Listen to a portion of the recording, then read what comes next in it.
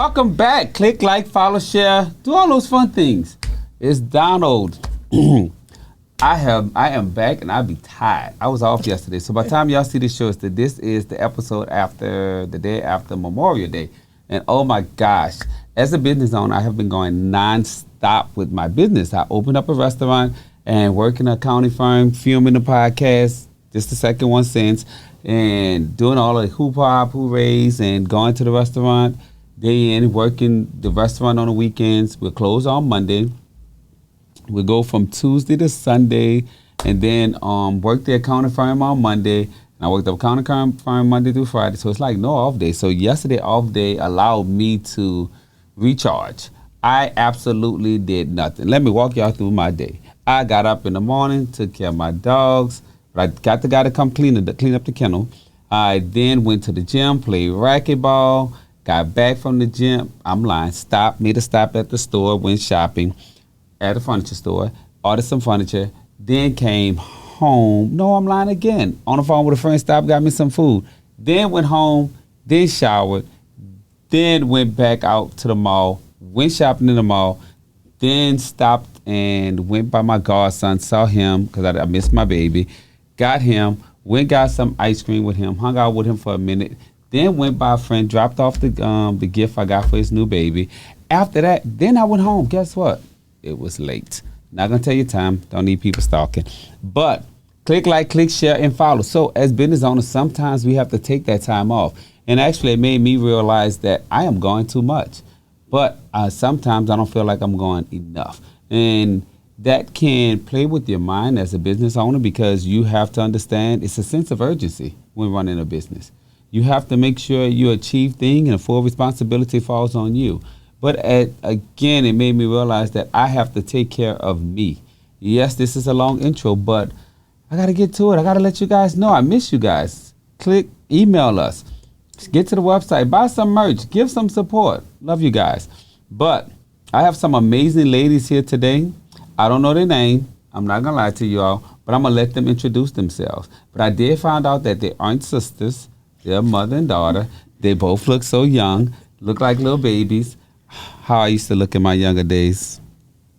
But ladies, without further ado, let's get ready to rumble. Let's rumble. Let's rumble. Y'all got to speak up, baby. We got to get a little action up in here, a little body, a little vibe. What's your name? Who gonna go first? Mommy, daughter, who? Who's the mommy, who the daughter? I'll go first. Hi, my name is Essynce Moore. I am a fashion designer, author, actress, and motivational speaker. I published 3 books that are mandatory readings in schools about the education system and what goes on inside the minds of the youth. I'm 20 years old, and I work alongside my mom with our 2 businesses, GodX and Essynce Virtual Assistants. Okay. And I'm the mom. I'm Dr. Starr Barrett, and I co-own the very Essynce of Virtual Assistants, as well as GodX LLC with my daughter. And I also manage her. Oh, so that's amazing. So we got to get down to some stuff because this is 25%. So I know I'd rather have 25% of something is better than have nothing at all. Let's go. So how did all this start? So when Essynce was about 6 years old, she loved dressing up, you know. She would come in my room and get stuff. I would buy her a lot of clothes, and she loved dressing. So one day I was downstairs in the living room. This is when we lived in New Jersey. We're originally from New Jersey. I was downstairs in the living room. She came downstairs with like a sheet wrapped around her, but it looked like an actual gown. And I'm like, girl, how you do that? She was like 6 years old. And then I just kept watching her, you know, throughout the years. And she always did something creative when it came to clothes. So when she turned 10, I'm like, hey, you ever thought about becoming an entrepreneur? You want to make this a business? And she knew what entrepreneurship was because she used to help me with my event planning company. I had one of the top 10 event planning companies in New Jersey. She used to run the cotton candy machines, the snow cone machines, the popcorn machines, and she loved it because they would tip her, right? Mm-hmm. So she knew sure did. So she knew what entrepreneurship was. And she was like, yeah. And I'm like, no, I don't think you understand. Clothing company is going to take a lot of money. I need to make sure you're serious. You got to commit and, you know, X, Y, and Z. And she was like, Mommy, I'm serious. So we just took it from there. Oh, well, congratulations. Thank you. That is good. And at 20 to be having such a serial entrepreneur, I mean, that is amazing. I am almost 50 and is still trying to figure it all out. But to be so aggressive at such a young age, that is admirable. And I really like that. Now, out of your short journey, because it's very short compared to mine, so that's why it's not to minimize it, but I want you to tell me, what are some of the lows that you have experienced in being a business owner? Ooh. Oh man, there are so many, but it's a beautiful thing because for every low, there is an even greater high. But I think some of those lows would be, 20 years old, it's crazy to think I've been working for half my life because I did start when I was 10 years old. And it's a bittersweet realization to come to that, I'm putting in all this work for so long and it's been a beautiful journey, but I'm still not necessarily where I want to be. So there are those challenging days where it's like, okay, where do I invest my time now? Like, is this still something worth putting and pouring into? And every time I feel that way, I always come down to the conclusion of why I started in the first place, because it is a love, because it is a passion, because it is my purpose. And, fulfilling your purpose isn't always going to be pleasurable, but it's always going to be part of a bigger picture. So I'm just grateful to have had my mom contribute and support that journey, because I know as a parent, that definitely can't be easy. And to just continue fueling me, I get some of my motivation and light from her as well. Mm-hmm.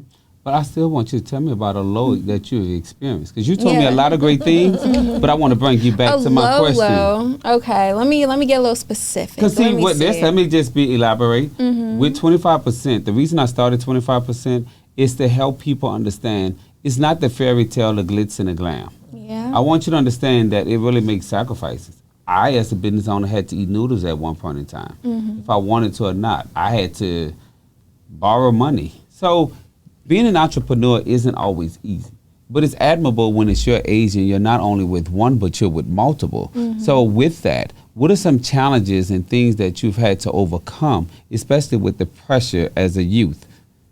So please explain, elaborate. I would say one of the greatest challenges would be when we relocated from New Jersey to Georgia, because this was a whole new clientele and market we simply weren't familiar with. So finding relationships and how things work so differently out here. I would say, there are a lot of friendships and familial relationships that get ruined when you bring business into the bargain, where it's okay, we get along here, like we go shopping, we do this and that together, and then you make that attempt, you cross that bridge to work with one another, and money gets involved and you see a different side of people. So I will say you lose a lot of quote unquote friends and even relationships with some relatives as well along the way, and that's definitely a low. That's a challenge. So that's good. That's a good way to speak.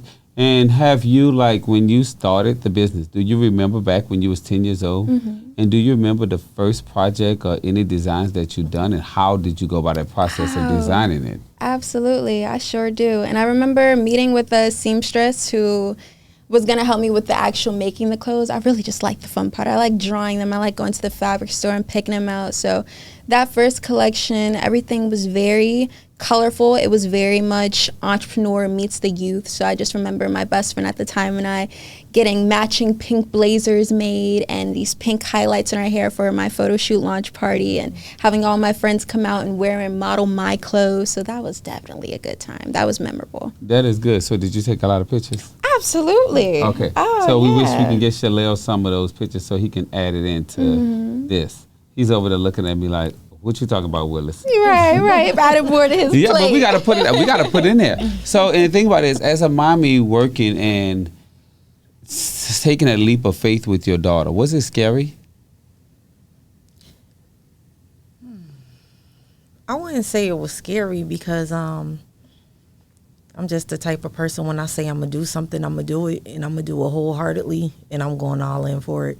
And I believe that faith and fear can't dwell in the same space. So if it's something she want to do, I'm going to back her up. Okay, and that's mental. So has it been any challenging that where you having to parent her at the same time be her business partner? Oh yeah, for sure. We don't always agree. We don't always agree. Sometimes we have disagreements, and sometimes I have to remind her, okay, this is mommy, this is not momager, this is mommy mode right now. So there's a different level of respect when it's mommy mode.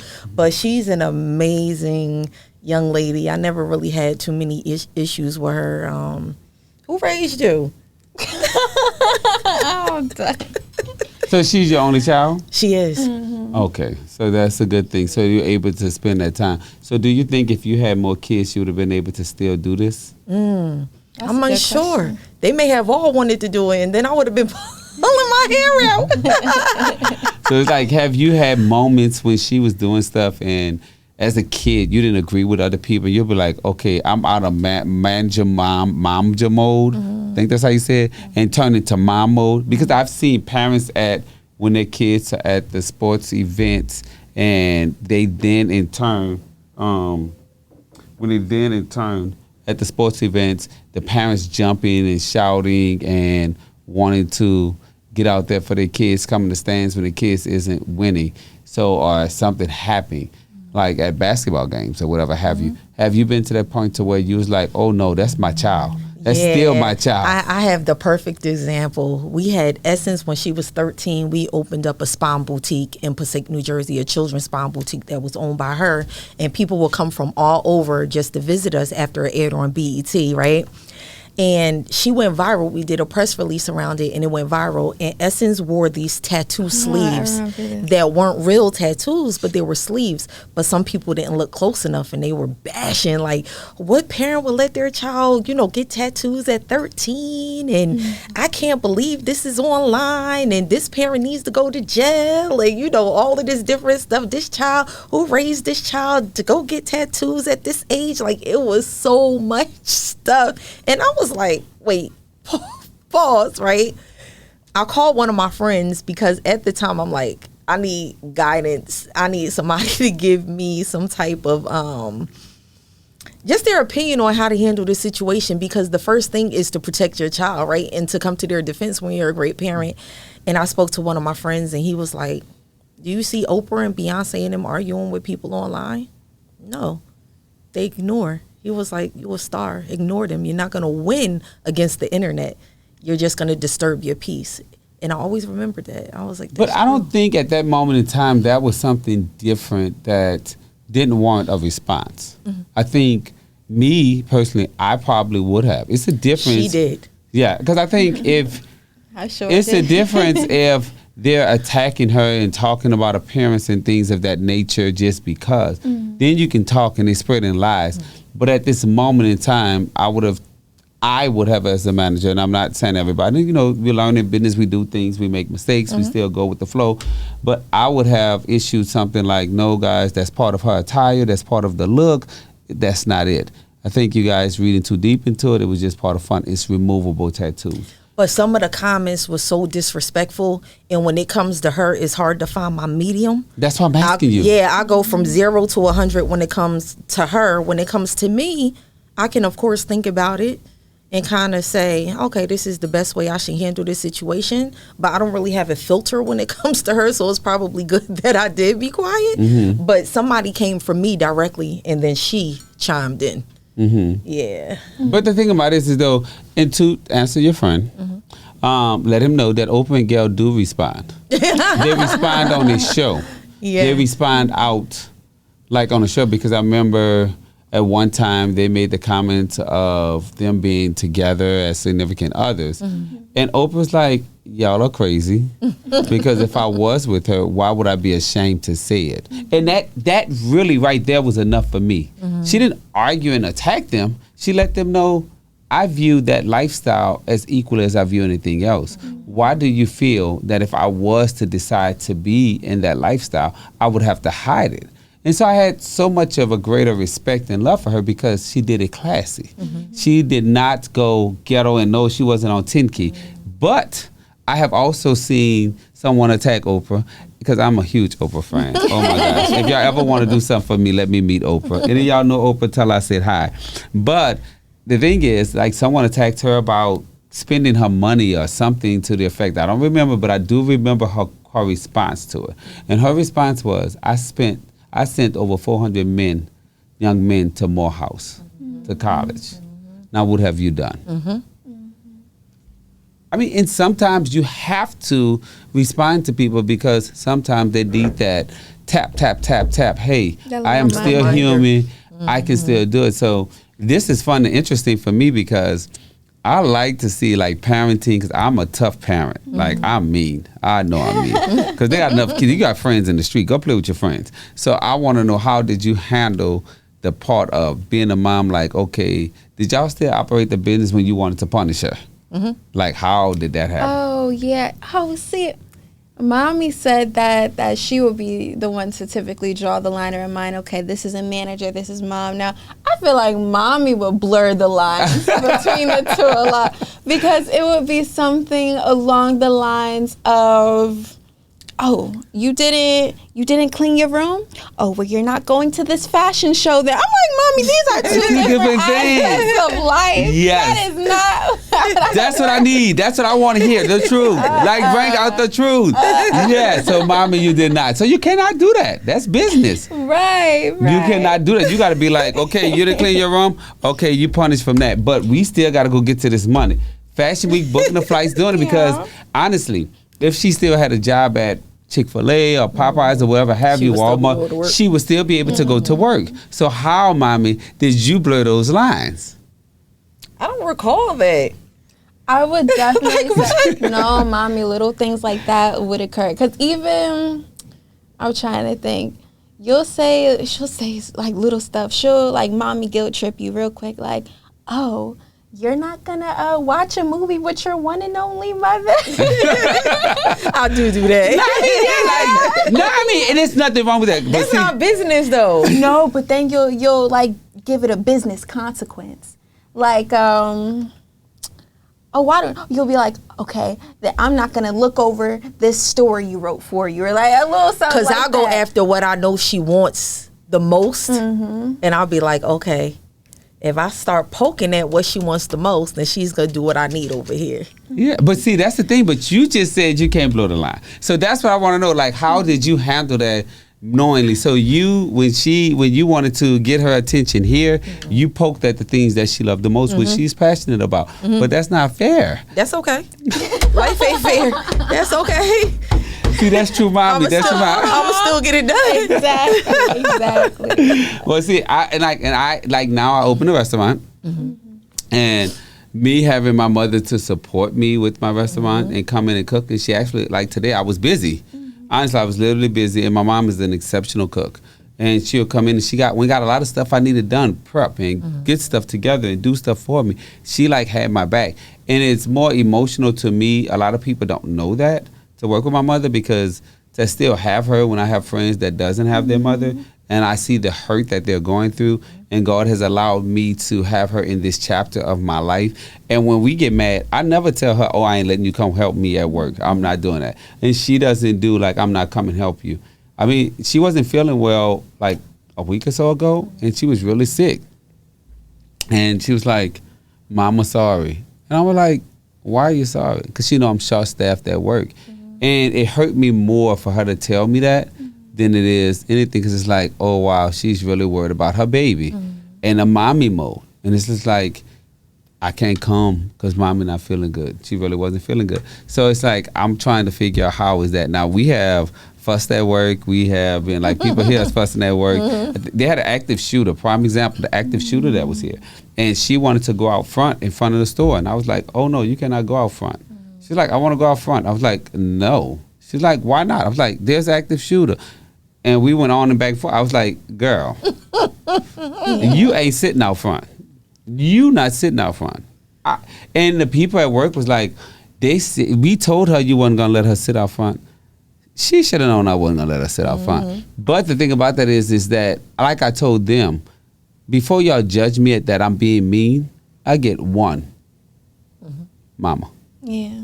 Just one. Once that door closed, it's not one that you can reopen. I would not gamble with that. So, and seeing you guys interact and work, so I know it can be frustrating because we be like, I'm like, girl, you getting on my nerves. But it is the fun and the joy. Like today, she having my back, and I really had a lot going on. So for her to have my back and cover the stuff that I needed to get done, I just walked into the restaurant and gave her a kiss, and we chatted and we laughed about some stuff, and then I left.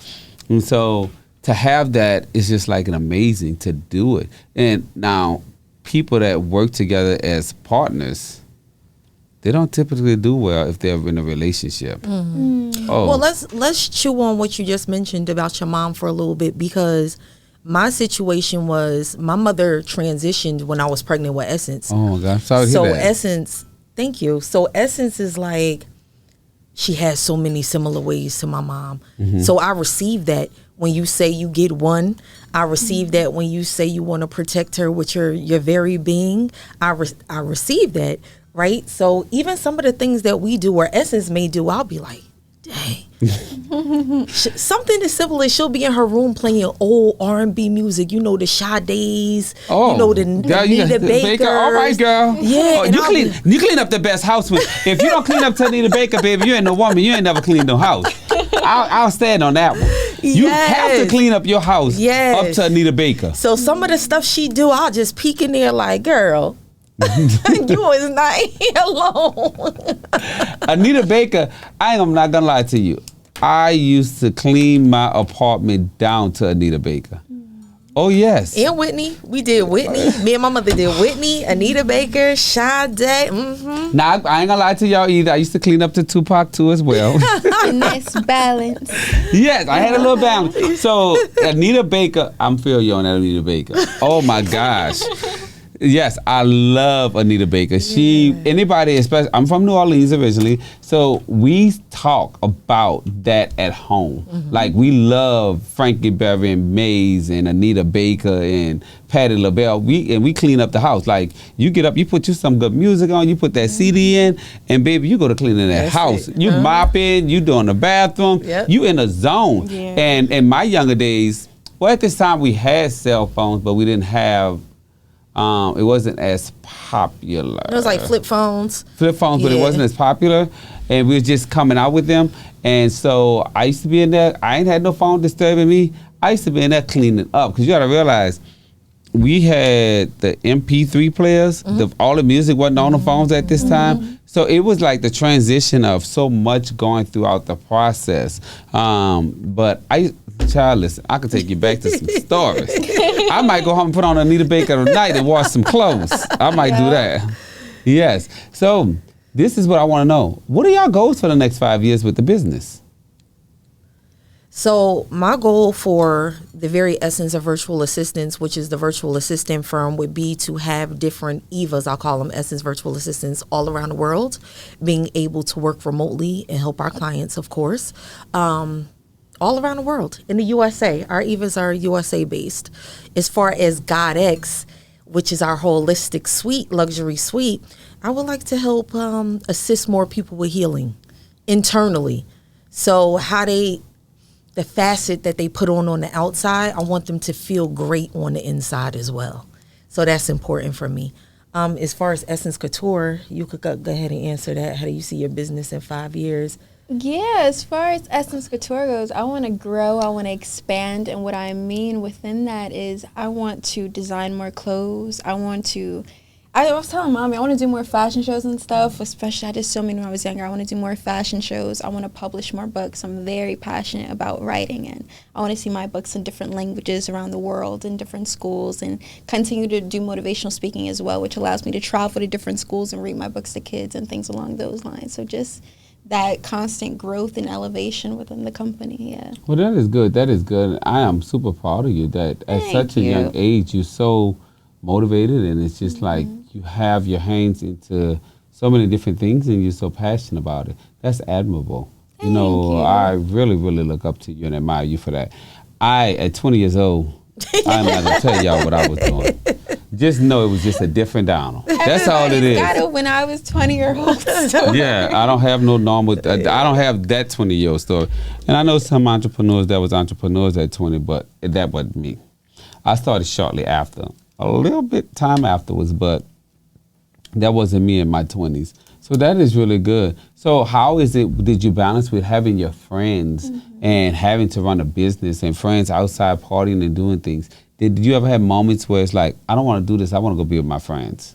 Oh, I definitely had those moments. And I was having a similar conversation with Mommy yesterday because I was texting an old friend of mine and he was telling me about some plans he had for his birthday. And he was like, yeah, this is what I'm doing. You're more than welcome to join. However, I know this isn't really your scene. This isn't your thing, as far as like he was hitting a bunch of clubs and all this stuff going on. And he knows me and where I stand on certain things and my interests. So he was very understanding, and it was very comforting to hear that, I know this isn't you. So if you're not comfortable being in this setting, that's okay. So I definitely will say entrepreneurship taught me a lot about who my real friends are. They're definitely going to be shown to the light one way or another.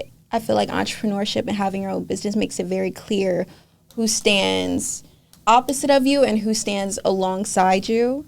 So I definitely grew up with a close knit of friends. We know each other. We have an understanding. And there would be times where I'd have to say, I'm sorry, I can't go to your birthday party. I have to work. And they would understand. And there would be days where they would turn down a school talent show or something along those lines to come help me vend at an event. So it was a nice balance. Sometimes I do got to say no to the fashion show so I can be there at a graduation. And it's about finding that balance and deciding who's worth it. Yeah. Mm-hmm.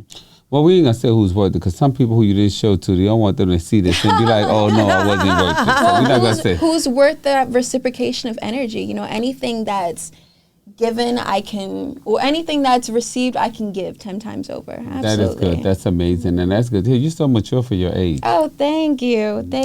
So it's just like, I'm like, wow. And I look at some teenage, and I was somewhere today at this building. I was looking at everybody, and I was looking at the youth, and a lot of them in the attire that they were wearing, and I was just like, oh my gosh.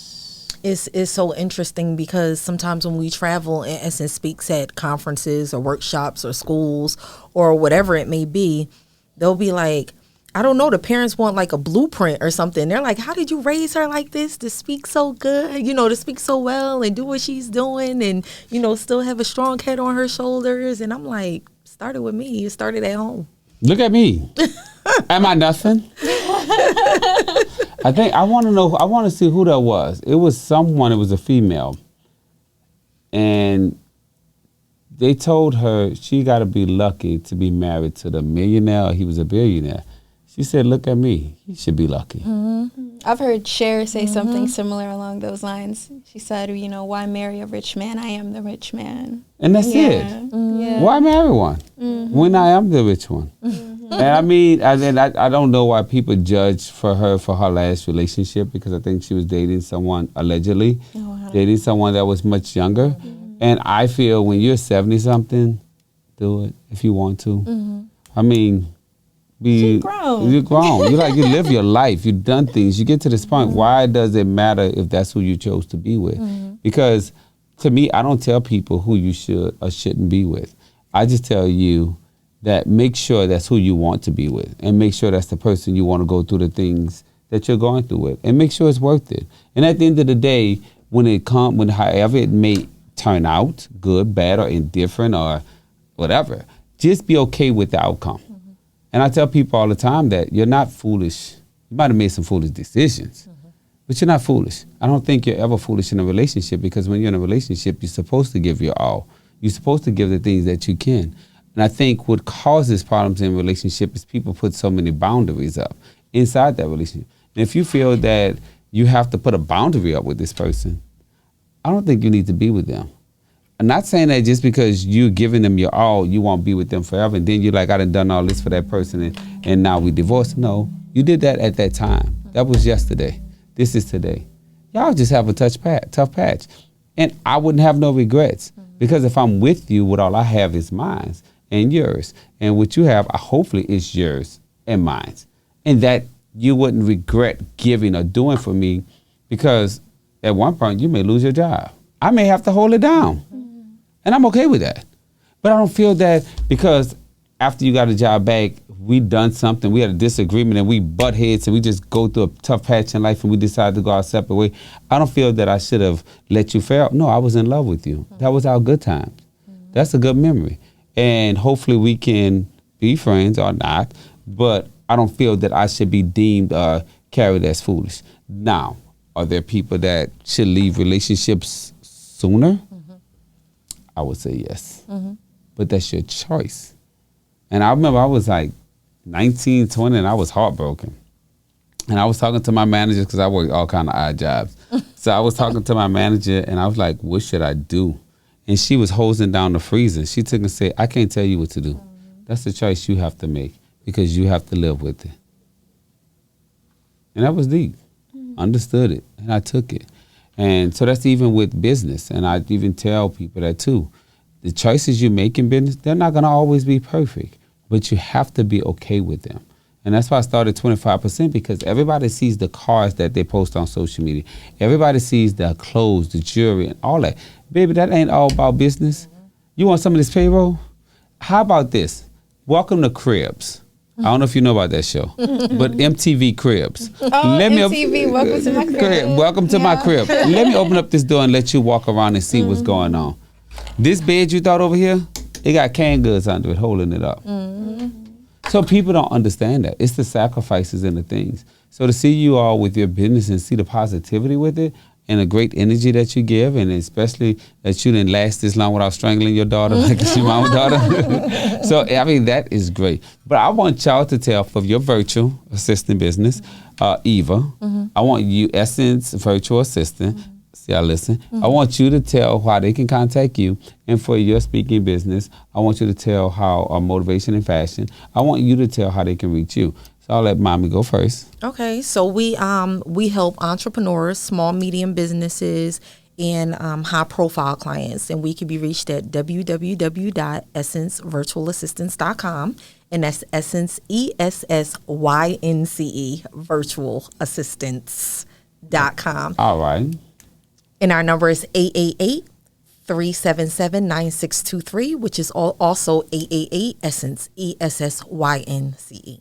Okay, that's amazing. Essynce here. You can find me and support Essynce Couture at www.essyncecouture.com. You can also find me on my socials at Essynce Couture LLC or at my personal, which is Essynce More. And yeah, I look forward to seeing you there. Okay, but that is good. So do y'all have any fashion shows coming up? No, none coming up. I've been pitching myself to some thrifting or streetwear events out here as well. So nothing coming up just yet. We're going to keep an open eye out, though. Okay, that's pretty good. So, Mommy, you have any networking events or anything going on? I don't. I recently just joined Ladies of Success, which is a group by Nene Leakes. And it's for us to network and travel and do dinners and things to that such together when you make a certain amount of income. So I'm looking forward to seeing what that brings. I'm really a stay-at-home person. She a homebody. I am. Yeah. I'm a homebody, but I go out once in a while. Child, I like to go out to eat, but I ain't been going since I've been like, my friends be like, let's go out to eat. I'm like, child, I own a restaurant. You're right. DeWines.com, DJUANS.com. So I own DeWines, a New Orleans style, Creole-based, authentic food restaurant. So that have me in there cooking all day long. I do not want to be in Where's the restaurant? Down the street, 3300 Cobb Parkway, Suite 104, Atlanta, that's right. Georgia, 30339. Right there. Yeah. Right there in the Kroger Plaza, yes. And it is some good food. I have amazing gumbo, which I have to get up and cook in the morning. But I am so excited to have the day with you guys. So I want you all to tell me a quote you live by. I always say anything is possible, and my age is just a blanket covering what I am truly capable of. Oh, wow. Yes. I love that. Yeah, she came up with that when she was like 10. 10, 11. Yeah. Yeah. I think for me, I just always say I am a goddess, right? Because the name of our company is a goddess, which stands for gods and goddesses. So I think it speaks for itself. It's royalty, respect, smart, intelligent. You know, you're a certain caliber of a woman. So I think your quote is your continuous affirmation. Yeah. Yeah, it's what you say to yourself and instill in others. Absolutely. Yeah. She calls me what you call me? The mother of the world? Oh, the universal mom, mother of the universe. She's a mom to everyone she meets, our animals, my friends, the community. It's very interesting. I like to think she was a mom in many lifetimes before this one. Absolutely. Oh, wow. That's so sweet. That's beautiful to say. My favorite quote is, to whom much is given, much is required. And I live by that day in and day out. Thank you, ladies, for coming on my show. Thank you for having us. Merci beaucoup. Thank you. 25%. Click like, click follow. Go get some merch. Bye. Bye. Take care. Take care.